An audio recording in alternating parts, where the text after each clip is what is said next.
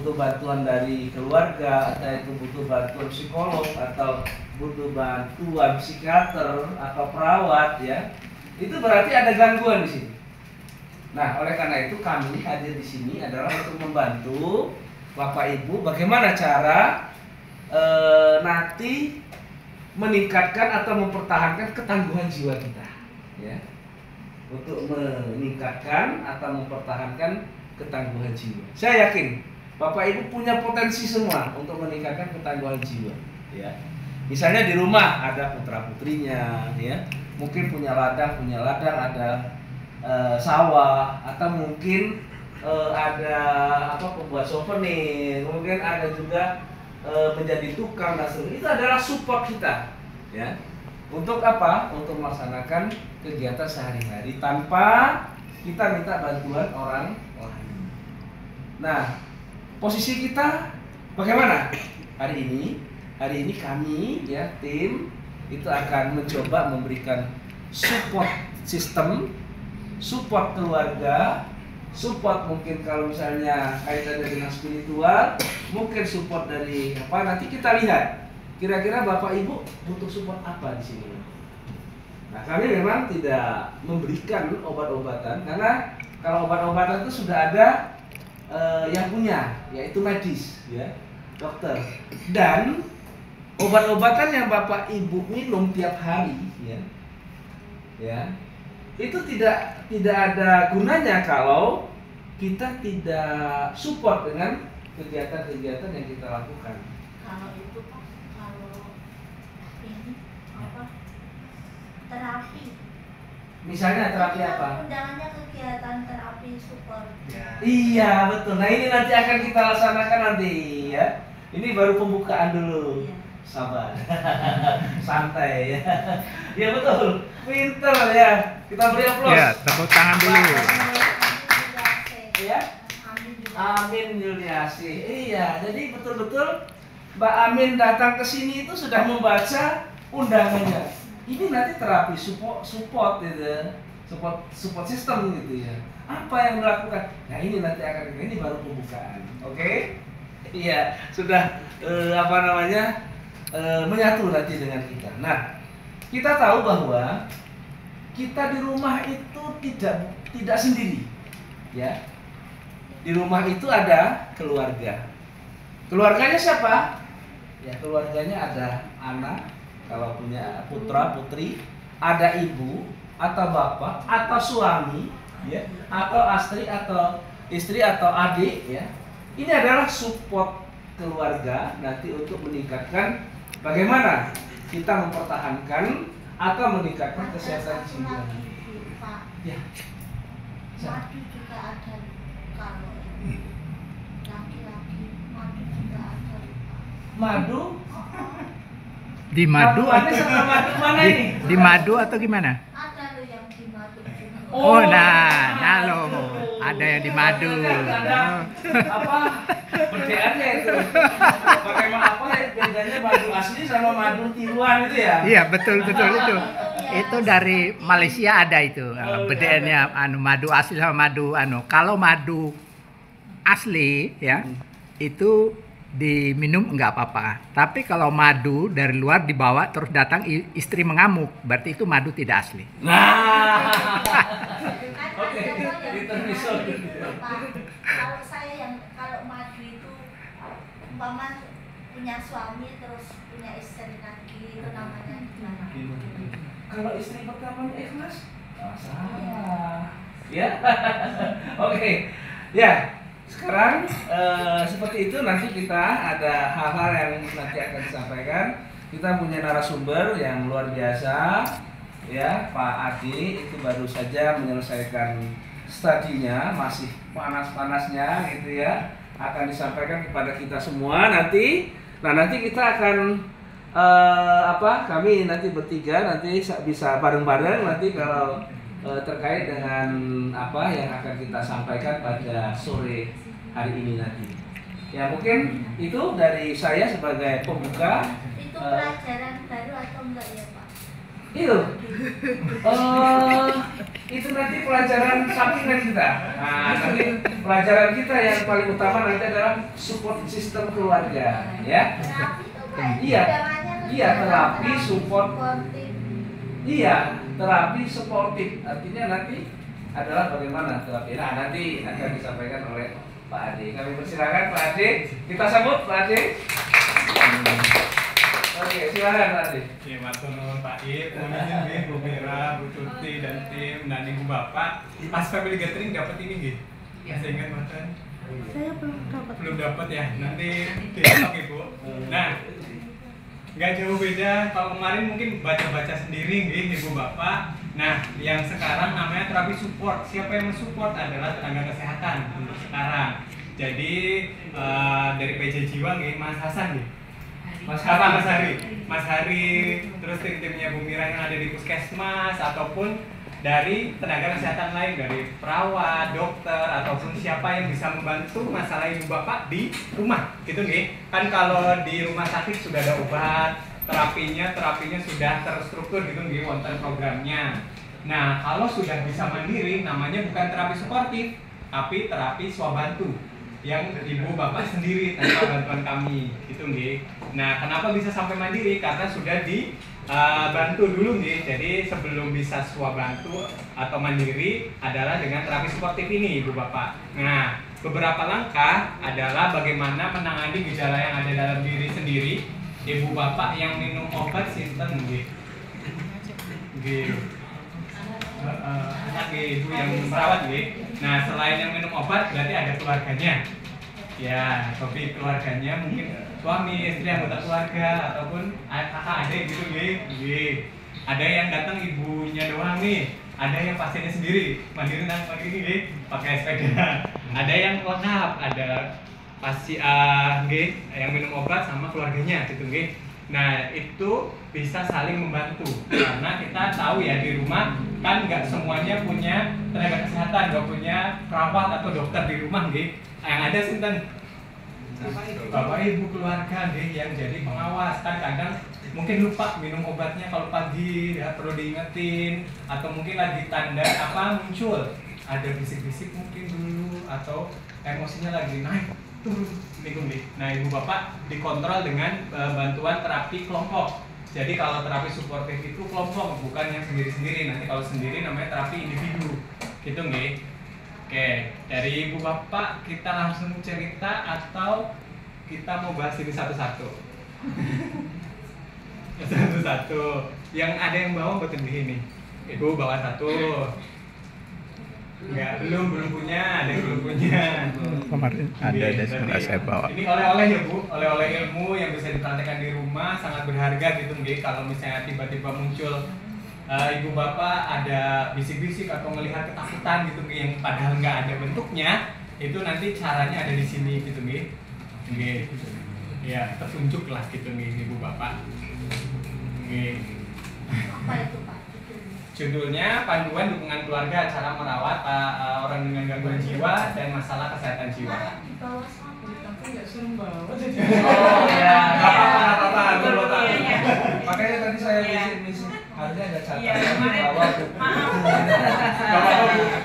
Jadi iya di undangannya nggak tercantum. nggak apa-apa.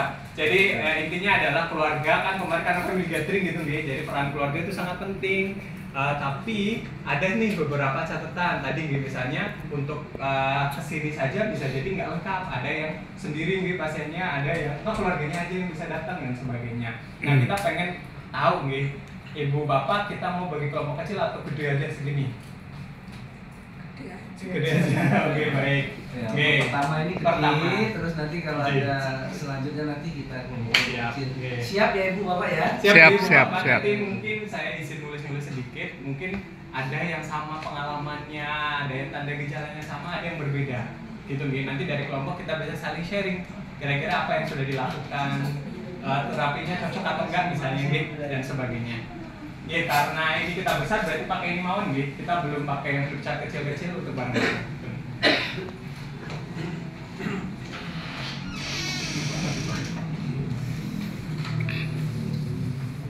Jadi, ibu bapak Kalau terapi suportif itu ada dua. Yang pertama dari pasiennya sendiri sama masalah di keluarga, gitu nggih. Kira-kira dari Niki Mawon dulu nggih, masalah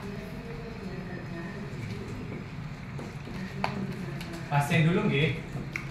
Kira-kira di rumah misalnya muncul gejala, yang muncul kira-kira apa aja Ibu Bapak?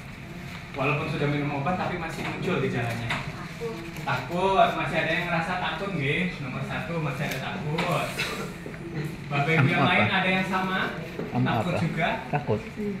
Takut sama siapa? Atau cemas, was-was, khawatir? Takut aja. Khawatir, cemas ya Bu, wonten nggih. Yang kedua adalah cemas. Ibu Bapak sudah tahu bedanya cemas dan takut? Cemas, khawatir, was-was. Bentuknya enggak ada bentuknya, belum tentu terjadi gitu nggih. Itu namanya cemas. Tapi kalau takut apa Ibu Bapak? Hampir pasti terjadi atau jelas ada bentuknya, takutnya ular. Takutnya Bapak datang gitu atau orang tua suami datang dan sebagainya. Itu jelas ada bentuknya dan nyata nih Ibu Bapak. Kalau cemas belum tentu ada bentuknya, tapi kita udah was-was sendiri, entah gimana ya ini dan sebagainya, tapi terus-terusan tiap hari gitu nggih. Nggih, itu namanya cemas.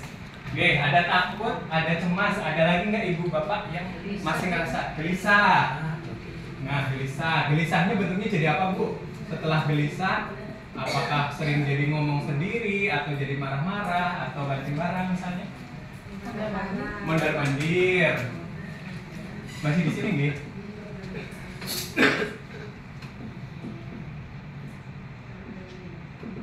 Nggih, jadi ada yang mondar-mandir gitu nggih. Jadi tanpa tujuan, cuma mondar-mandir gitu nggih. Nggak dapat tuh solusinya apa, tapi ya udah mondar-mandirnya aja dulu gitu nggih. Itu yang dilakukan biasanya. Nggih, Ibu Bapak ada lagi Ngomong yang sendiri. masih ada yang ngomong sendiri.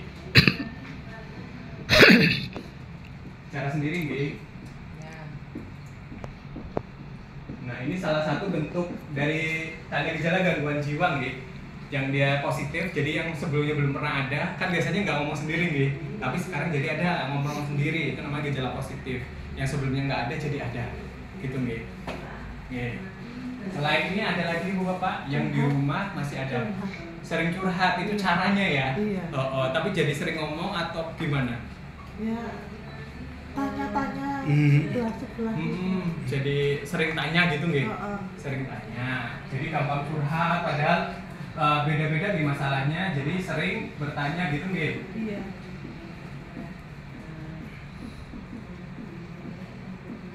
Ya, ada lagi Ibu Bapak, ada yang masih kerasa marah di sini? Kalau minder itu Minder juga nih masih ada. Juga termasuk tanda Bu. Jadi dulunya pede atau bisa, terus sekarang jadi. Nah, itu namanya tanda negatif. Yang dulunya ada jadi nggak ada, hilang. Itu tanda negatif.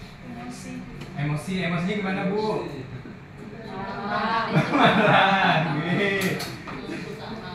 Marahnya tapi nggak terkontrol nggih, nggak ada sumbernya kadang-kadang, terus tiba-tiba marah gitu nggih, kita nggak tahu sumbernya dari mana dan sebagainya. Terus biasanya marahnya ekstrim gitu nggih, nggak cuma sekedar ngomong sampai semua. Terus, nah ini beberapa dari 7 ini masih ada tambahan lagi atau kita mau bahas dulu? Bahas satu-satu nggih. Tadi takut dan cemas sudah tahu nih bedanya nggih. Yang takut kalau takut jatuh. pasti. Jadi lebih ke takut jelas ya, bisa terjadi karena licin dan sebagainya. Tapi kalau khawatir, was-was tanpa ada penyebab yang pasti, namanya cemas, khawatir, was-was, gelisah dan sebagainya nggih. Jadinya mondar-mandir. Yang keempat adalah tadi bicara sendiri. Kira-kira kalau bicara sendiri, ngomongnya sama siapa itu? Sama setan. Ada lagi. Iya. Jadi yang orang lain nggak bisa lihat, tapi pasien itu bisa lihat, makanya diajak ngobrol. Karena sebenarnya dia ngerasa kesepian. Jadi yang nggak ada dianggap ada, diajak ngobrol.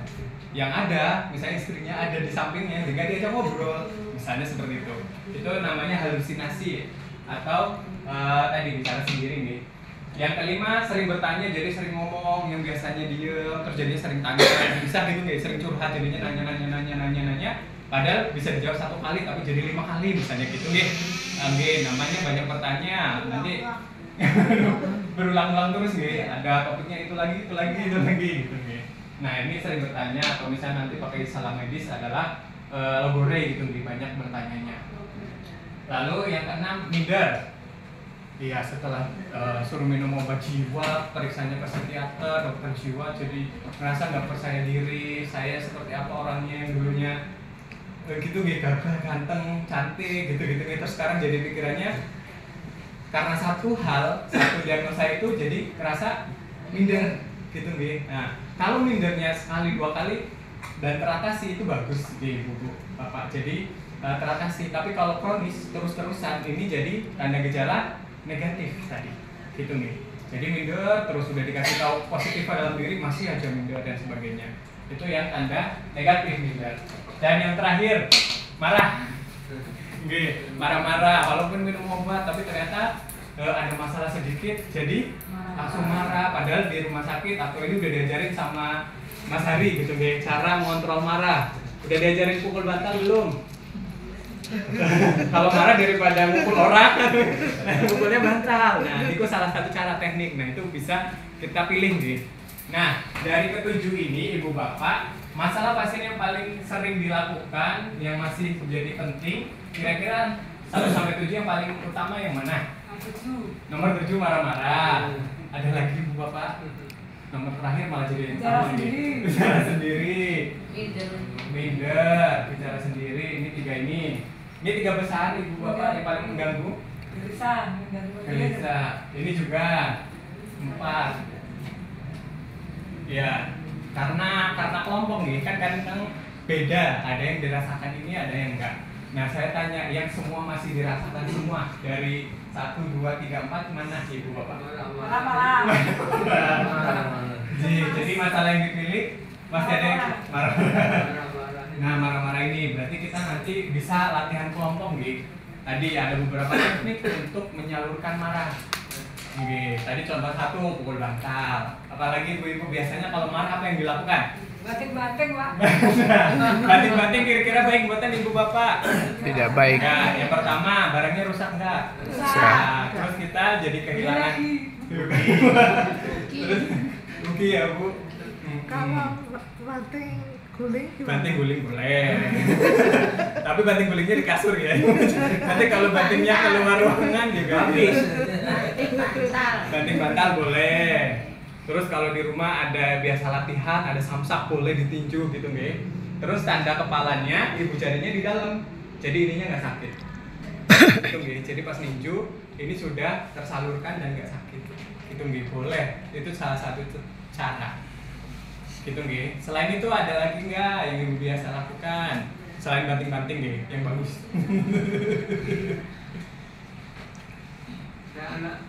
Anak gue itu kan kenapa kan di rumah tak Nggih. rumah saya itu dia anak padahal sering dia anak. Jadi ada yang bikin marah gitu nih Pak. Kadang yang bikin marah, tapi kita nggak bisa bilang langsung ngegas, kata-katanya kasar, langsung apa misalnya pakai. Nah, kebun binatang habis gitu, kita sampai bingung mau apa lagi. Nah, Kalau silent treatment silent treatment malah didiemin. Iya, jadi ada jenis marah yang didiemin. Itu bagus nggak Ibu Bapak? Yang tadi banting-banting kan keras gitu ya, biar tahu saya marah nih misalnya. Bagus nggak? Nggak. Terus ini diem, silent treatment. Lagi marah tapi tak diemin, dongkol di dalam. Bagus nggak tadi Ibu Bapak? Nggak bagus juga kan? Nah, yang bagus tuh di tengah-tengah. Kita tetap bisa memproses marah. Misalnya Pak I, saya marah Pak. Tadi Bapak misalnya ngambil pulpen saya, gitu nih.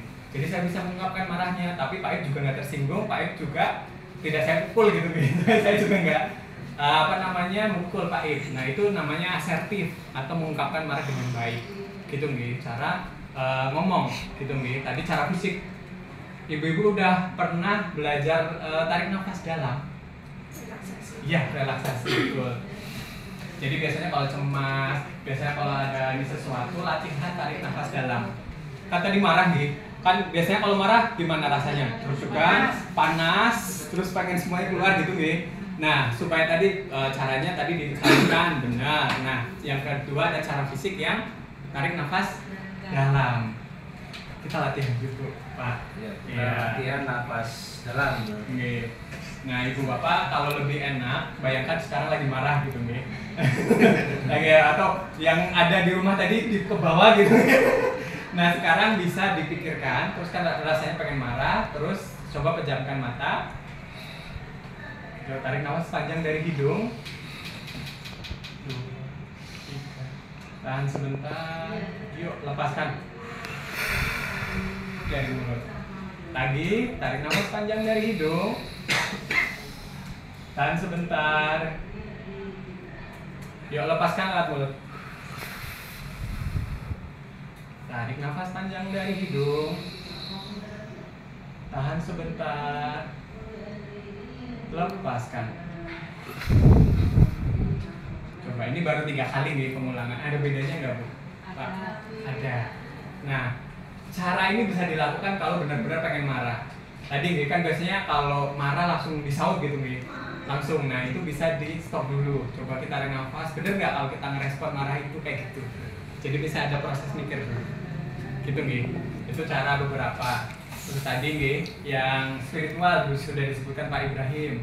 Kalau habis sholat atau habis wudhu, beda nggak Ibu Bapak? Beda nih. Atau misalnya marahnya kan berdiri-diri gitu nih. Kalau kayak Ibu Bapak kan duduk agak mending, ganti posisi nih. Sama kayak di hadis misalnya gitu nih. Dari yang berdiri pengen nonjok terus duduk. Kalau tetap masih ini, coba berbaring gitu nih. Duduk nggak bisa berbaring, nggak ambil air wudhu gitu nih yang muslim. Atau melakukan tindakan ibadah sesuai agama, misalnya doa pagi, ibadat di gereja dan sebagainya. Itu kan bisa menenangkan emosi tadi di jiwa. Dan yang terakhir adalah minum obat rutin. Di situ ada obat untuk menurunkan rasa marahnya, mengontrol marah. Gitu nih. Itu terkait marah. Ya, Tapi kalau gimana? nggak bisa tidur apa ya? Ya, jadi biasanya ada juga yang punya kelainan nggak bisa tidur. Ibu Bapak ada yang merasakan juga? Dulu. Nah, bisa sekarang tidak muncul lagi apa, Bu? Yang dilakukan? Minum obat, tetap minum obat. Terus apa lagi, Bu? Suntik, kamu obat juga nih. Tapi disuntik. Apa lagi? Biasanya karena nggak tidur tuh gejalanya masih ngumpul nih, misalnya masih ngobrol sendiri di kepala atau tadi masih takut. Kalau Mas, jalan itu apa tuh, Pak? obat jalan, obat ini minum terus sampai di rumah. Iya. Kata ibuku sama bapakku dulu panjang berjalan. Jadi memang udah minum obat tapi nggak sampai nginep di Gracia misalnya gitu gitu. Oh. Jadi obat jalan. Obat jalan. Oke. Nah tadi minum obat penting karena tadi jadi kan kalau yang sudah minum obat rutin ada nih di otak itu perlu yang ada diseimbangin. Ada yang namanya ngatur emosi, ada yang tadi ya ngelihat yang nggak ada bentuknya atau denger itu di kontrol atau dikendalikan pakai zat kimia di otaknya naik turun gitu nih supaya dia lebih stabil. Namanya obat anti psikotik, obat anti cemas atau mungkin bahasa awamnya penenang gitu nih. Tapi yang menenangkan bukan obat. Mas, Tapi kalau minum obat nggak ngefek itu nggak bisa tidur. Itu kenapa Masih ya? ada yang belum bisa tidur. Nah, nanti kalau seperti itu adalah konsultasi dengan dokter. Pada saat minum ini nggak cocok, masih nggak bisa tidur berapa hari, misalnya seminggu, 3 hari. Pas kontrol besok diceritakan, bisa jadi dosisnya naik ibu bapak atau diganti. Nanti yang ngasih obat adalah dokternya. Gitu nggih. Kalau yang kita bisa lakukan adalah rutinitas tidur. Misalnya udah mandi, udah rapi, udah minum obat, terus minum air hangat. Nggih, terus yang biasanya masih main HP, ini masih terang gitu nggih. Kita dimatiin. Nah, itu namanya rutinitas tidur. Supaya kita tenang dan bisa masuk ke alam bawah sadar untuk kita tidur. Jadi gelombang otaknya beda. Nah, kalau gelombang otaknya masih ngobrol sama ini dia juga sering makan. Itu apa Sering pengaruh makan. obat atau gimana? Ada efek sampingnya, Jadi mudah lapar gitu. Iya. Mudah lapar. Ada yang efek sampingnya ke situ, Pak. Jadi Oh. nafsu makannya lebih tinggi. Oh iya. Tapi nggak semuanya, Pak. Ada yang Oh, seperti itu, ada yang nggak, gitu ya. tergantung obat dan pasien respon. Gitu. Karena biasanya kan tadi nggih, ada yang dia depresif atau dia lebih sedih terus gitu nggih, makanya dinaikkan moodnya. Nah dengan makannya jadi lebih banyak, jadi lebih bisa bahagia. Ada yang naik terus pengen diturunkan sebentar gitu nggih, supaya nggak marah-marah terus. Nah itu nggih, itu caranya minum obat tadi. Makanya tadi obat jalan perlu diminum sesuai petunjuk dokter. Tapi kalau ada keluhan, obatnya nggak cocok, tetap nggak ada efek, nanti konsul sama dokternya pada saat kontrol. Gitu nggih. Itu kalau obat itu ada energinya enggak? Energi apa nih Bu? Itu karbohidrat itu loh. Oh karbohidrat. Karbohidrat. Nutrisinya gitu ya Bu? Oh. Jadi kalau itu bahan kimia, jadi kan ditumbuk terus dibentuk ya Bu. Kecuali multivitamin. Kalau misalnya isinya kurkuma buat nambah nafsu makan itu ada. Tapi kalau yang obat ini enggak, karena tujuannya untuk ke otak, bukan ke pencernaan. Gitu. Tapi ada sedikit, nggak banyak. Ya ibu-ibu, untuk di masalah di pasien di rumah ada yang mau didiskusikan lagi atau cukup satu? Kalau takut sama setan itu masuk apa? Takut sama setan nyata atau enggak ibu bapak? Enggak. Enggak, tapi kalau misalnya kepercayaan atau di muslim, di yang lain kan tetap harus percaya emang itu ada gitu nggih? Berdoa. Iya, berdoa. Tapi kalau ketakutannya, kalau dia misalnya hantunya nyerang atau menampakkan diri yang menyeramkan dan sebagainya, itu kan belum tentu terjadi gitu nggih ibu bapak. Nih, itu namanya takut. Atau nanti kalau ini waham kejar, yang dikejar-kejar ketakutan atau paranoid gitu nih, ketakutan yang ekstrim gitu. Nah, yang kita kembalikan adalah gimana caranya mempersepsikan atau ini beneran takut yang beneran tadi atau enggak. Nah, itu latihan nih. Kalau misalnya sampai fobia itu yang perlu diterapi. Nih, kalau misalnya baru takut terus bisa terkondisikan itu masih baik. Nih. Kalau takut ketinggian. Takut ketinggian itu termasuk yang takut normal ya. Semua orang takut. Tapi kalau misalnya sampai yang berkeringat dingin dan sebagainya, berarti menghindari objeknya. Kecuali mau dihipnoterapi misalnya itu bisa. Iya, karena kan semuanya takut nih. Coba ke lantai 23 misalnya. Sama kayak takut harimau, takut ular, kan semuanya takut nih. Iya, tapi gimana respon kita? Yang berlebihan kah atau bagaimana? Kalau marah-marahnya itu dari tensi tinggi gimana? Tensi tinggi, kebalik kan Bu? Marah-marah jadi tensinya tinggi atau tensinya tinggi dulu kalau marah-marah? Ya sebagian tuh ada yang punya keluhan tadi ya Bu. Jadi nggak cuma minum obat jiwa, tapi juga minum obat fisik gitu nggih. Misalnya obat ternyata ada DM-nya gula gitu nggih. Ada tadi obat hipertensi gitu nggih, obat darah tinggi dan sebagainya. Karena tadi nggak cuma ada gangguan di otak, tapi ke fisik yang lain.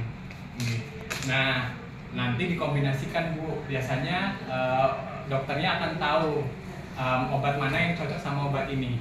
Nah, nanti dikonsulkan. Selain jiwa, saya juga periksa di penyakit dalam, saya periksa di saraf misalnya gitu. Nah, nanti dikonsultasikan. Oh, ternyata tensinya jadi 150, 140, pasti Pak Hari yang di puskesmas saya akan aware Bu, akan tahu oh ini di sini dan sebagainya, nanti dilaporkan. Gitu. Karena penting kondisi fisik akan mempengaruhi jiwa juga mempengaruhi fisik gitu. Jadi kesehatan fisik dan jiwa jadi satu, namanya kesehatan. Gitu nih. Ada lagi Bu Bapak? Kita lanjut nih. Nah, lanjut nih. Ibu Bapak kan ada juga di keluarga nih, masalah dalam perawatan di keluarga. Kira-kira dalam merawat ibu bapak atau ibu bapak yang merawat pasiennya yang tadi, yang ini kan ada beberapa nih, apa? Saya nggak nurut, nggak bisa diomongin dan sebagainya. Cekcok, ada yang cekcok sama pasiennya nih. Apalagi Bu Bapak? Gimana Bu? Uang, oh masalah keuangan. Iya, karena siapa yang mau ini ya Bu? Bantuin. Warisan. Keuangan, di sini ada warisan ya Bu. Ada lagi? Sulit untuk diatur gitu nih. Oh iya. Susah diatur. Iya, jadi keluarga paling dekat pengen ikut bantu rawat, tapi ternyata beda ya Bu. cara responnya, ada yang malah ngelawan dan sebagainya. Nah, ibu bapak ada lagi nggak? Atau baru 3 ini? Malah cekcok, susah diatur, masalah keuangan, siapa yang mau nganterin gitu gitu dan sebagainya. Dalam merawat atau udah punya BPJS semua, jadinya enak tinggal nganterin. Cukup 3? Atau misalnya malas bekerja. Siapa yang malas? Ibunya atau keluarganya? Yang malas ibu atau keluarga? Nggak tahu ya. Iya, jadi karena ngerawat salah satu anggota keluarga, jadi malas misalnya, atau misalnya habis atau capek gitu nih, jadi malas bekerja. Padahal sumber keuangannya dari suami ini yang bantuin istrinya sakit misalnya, gitu nih kan jadi masalah tadi. Nomor 4 nyambung sama nomor 2 keuangan nih. Oke, ada lagi Pak dalam merawat klien pasien dengan gangguan jiwa atau masalah kesehatan. Cukup 4 nih nggih. Nomor 3 susah diatur.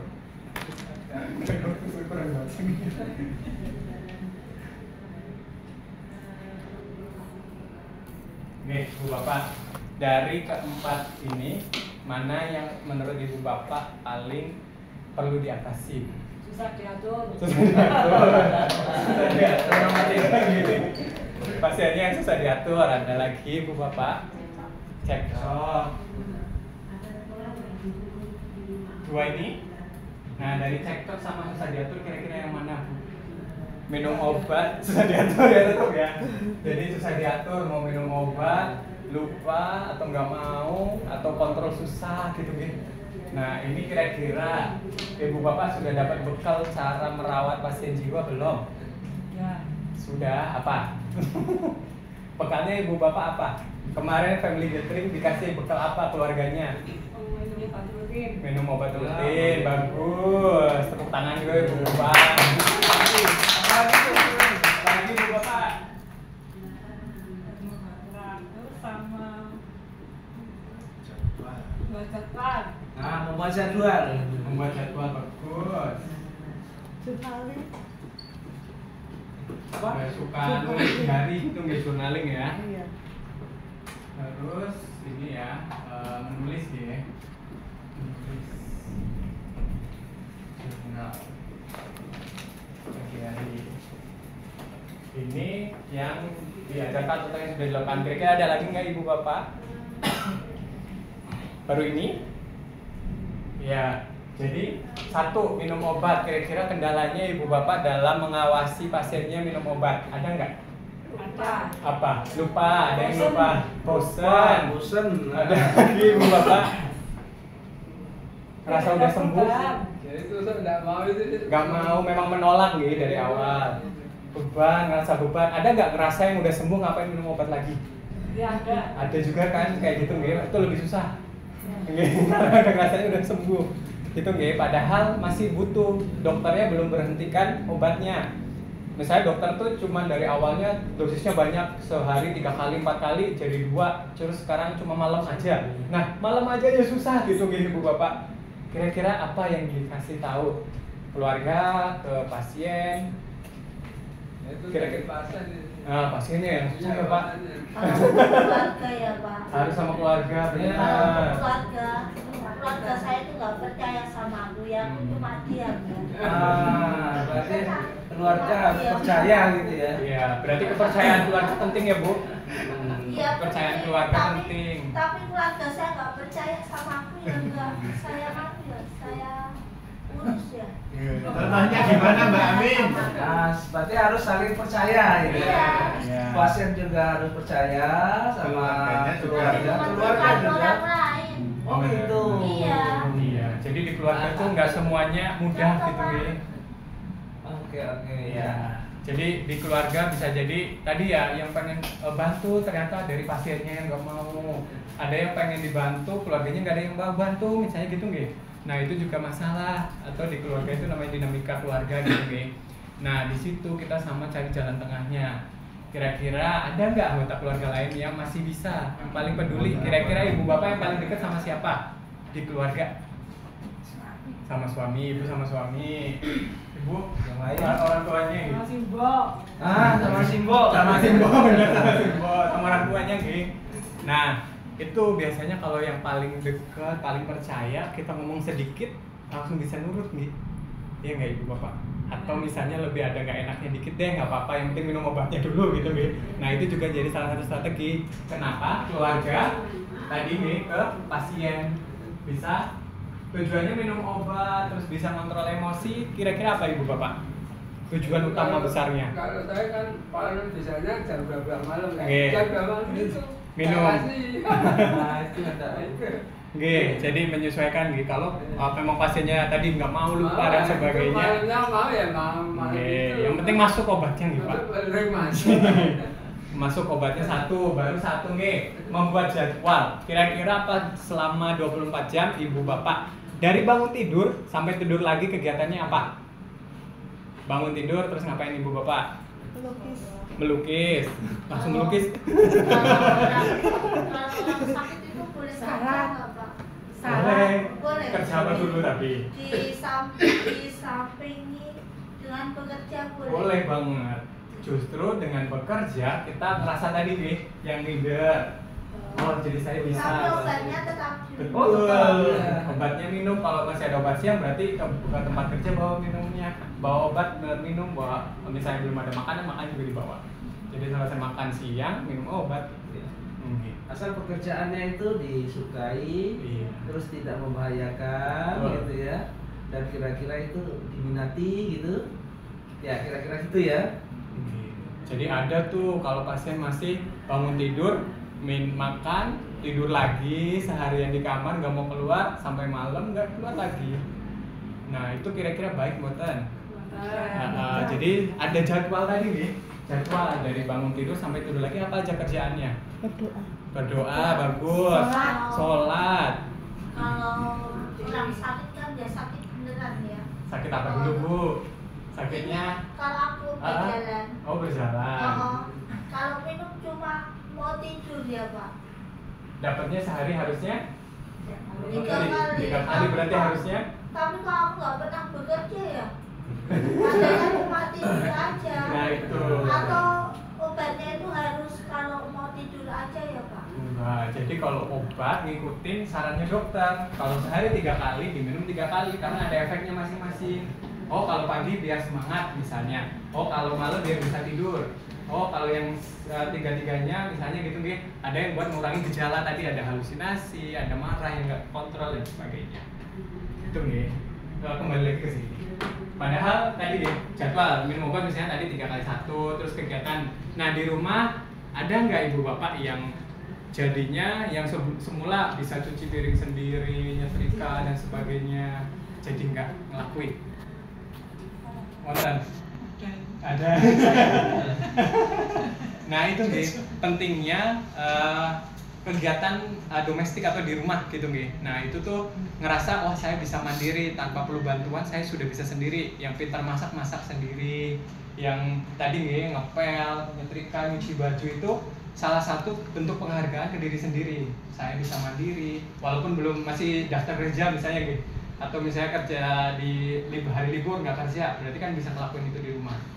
Atau aktivitas yang menyenangkan tadi melukis, journaling, ada yang misalnya nganyam, jahit, baju, rajut dan sebagainya. Itu kegiatan-kegiatan positif untuk tadi menghilangkan tanda yang gejala positif ataupun negatif yang tadi gangguan jiwa. Itu Jadi jangan kegiatan terapi seperti itu Pak. Iya. Kalau aku itu ini apa? Kalau dalam ilmu kedokteran itu aku tuh cuma digangguin jiwa terus, kenapa ya Pak? Namanya penyakit gangguan jiwa. Iya. Oh, iya. Kenapa ya? Iya, jadi ada gangguan nih di organ otaknya. Nah, otak itu kayak motor yang atau mempengaruhi ke semuanya, ke perilaku, emosi, kegiatan sehari-hari. Jadi kita perbaiki di otaknya dulu biar bisa ngelakuin kegiatan sehari-hari. Iya. Atau itu kecelakaan ya? Pernah ada riwayat atau enggak? Nggak tahu ya. Nah, kalau ada berarti nanti diperbaiki dulu organnya. Tapi kalau misalnya tumor, ada tumor di otak kan akan mempengaruhi perilaku. Setelah tumornya diangkat, jadi ibu bapak akan kembali seperti sebelumnya atau berkurang. Kalau sakitnya itu kan gara-gara gempa itu. Oh gempa, ada traumanya tentang bencana alam, 2006. 2006. Ya, masuk ke Apa 2000? Aku nganu Iya, dulu iya. SMP-nya kan Iya. nggak jalan. Ikut tahun itu loh Pak, lomba di sekolahan itu sampai ini sama teman-temanku. Oke. Jadi kelompok ya, grup ya. Oke. Nah, itu yang juga biru mangsi. Iya. Alhamdulillah saya yang biru mangsi. Iya, oke. Ya, nanti kita kembali ke laptop dulu. Jadi ibu bapak, jadi tadi sudah minum obat rutin, dibantuin, diawasin sama keluarga, sudah bikin jadwal dari bangun tidur, terus sampai tidur lagi tuh ngapain aja, pagi makan sarapan, kegiatan di Sudah rumah. terjadwal belum, Mbak? Hah? Di rumah sudah ada jadwal belum? Misalnya pagi banyak ngapain? Udah kemarin. Oh, bagus. Nah, udah bagus. Sudah dilaksanakan belum? Udah. Seperti minum obat 3 kali sehari, misalnya di sana sudah ada jadwal. Nah, terus yang kalau pekerjaannya apa sehari-hari? Aku. Ya. Aku buruh. Buruh apa? Seperti ayahku. Apa kira-kira pekerjaannya? Iya buruh. Itu kan kalau tawit itu juga ini kan sudah pergi ngamen itu. Nah, Iya. ngamen? Iya, Oh, bisa ngamen juga. Nyanyi. Nyanyi, Ya, Pak. Iya. Nah, itu juga salah satu apa ya, potensi ya, Boleh ya. potensi untuk mengembangkan ya bakatnya gitu ya. Bisa nyanyi Oke, sekarang? itu Bisa nyanyi? untuk dijadwalkan nanti, tapi ngamennya ya jangan setiap dari jam 8 pagi sampai jam 8 malam ngamen terus capek. Misalnya ngamennya nanti dijadwal jam 10 sampai jam 12. Saya itu nanti pulang, makan, istirahat. Nanti ngamen lagi kira-kira jam pada asar misalnya jam 3 sampai nah dijadwal gitu nanti. Tapi kalau ngamen terus nanti ya capek nanti ya. Oke, lanjut. Dengan jadwal ini kehidupannya lebih teratur ibu bapak. Tadi yang kebawa perasaan pengennya tidur males-malesan, jadi oh iya saya habis ini harus ngelakuin ini. Nah itu pentingnya jadwal tadi nih. Lalu yang ketiga adalah melakukan kegiatan yang tadi bisa ekspresi, bisa nulis, tadi nyanyi juga boleh iya. nih. Kegiatan-kegiatan yang menyalurkan emosi kita. Kadang Boleh kan nyanyi tadi satu, ada yang bisa. marahnya dipendem, nggak mau diungkapkan. Tadi nolak, diem, ngunci di kamar. Nah itu cara-cara yang masuk untuk pasien itu salah satunya dengan cara yang menyenangkan. Gitu nih. Jadi cara menyenangkan untuk setiap orang beda-beda, tapi cara mengekspresikan diri nih, marah ya marah, seneng ya seneng, sedih ya sedih, tapi bisa diceritakan. Gitu nih. Ini contoh dari 3 kegiatan yang untuk keluarga merawat pasien gangguan jiwa. Gitu nih. Dari ibu bapak ada yang mau ditanyakan atau share lagi? Mbak boleh nyanyi satu, Mbak? Mbak, Nah, itu. boleh nyanyi, Mbak? Boleh nyanyi satu untuk menghibur kita di ruangan sini. Oke, Apa? silakan. Anak menjeri-jeri. Tepuk tangan. Badai membakar. Terus? Oh, Cuma sedikit. Ya. Cuma sedikit, nggak apa-apa. Jadi cara-cara yang Tapi menyenangkan suaranya itu tadi, bagus ya, suaranya bagus ya. Nadanya bagus. Ada potensi yang hafal sebenarnya. apa? Baiknya hafal dari awal sampai akhir. Dari awal sampai akhir. Lagu apa? Baiknya hafal. Lagu apa? Stasiun balapan mungkin? Enggak. Nggak bisa. Lagu Jawa yang bisa apa? Hah? Tembang Trisno. Kasih tak sampai. Oh ya, oke. Silakan. Kita Coba. dengarkan. Mari kita dengarkan. Ya. Jangankan kau tanyakan cinta lagi, masih tertera ayu wajahku, namun ku masih diam membisu, karena kau belum mencintaiku. Sampun. Terima kasih. Luar biasa. Satu bait itu total itu selesai itu. Nah Iya. itu kalau ada potensi seperti itu Ya. bisa gabung nanti dengan Betul. ojek tunggal atau apa Betul. gitu ya. Betul. Nah, ayo oke. Iya, jadi lanjutannya dari sini adalah tadi kegiatannya produktif, sesuai kerja yang disenangi, hobi senang terus dibayar, itu kan paling menyenangkan nih, Ibu Bapak. Betul. Oke. Nah itu yang bisa dilakukan untuk keluarga maupun yang pasien saat di rumah. Kalau untuk sesi ini sebenarnya tidak panjang, kira-kira dari 2 pembahasan ini, Ibu Bapak. Dari awal sampai akhir ini, kira-kira ada yang mau ditanyakan lagi atau diskusi?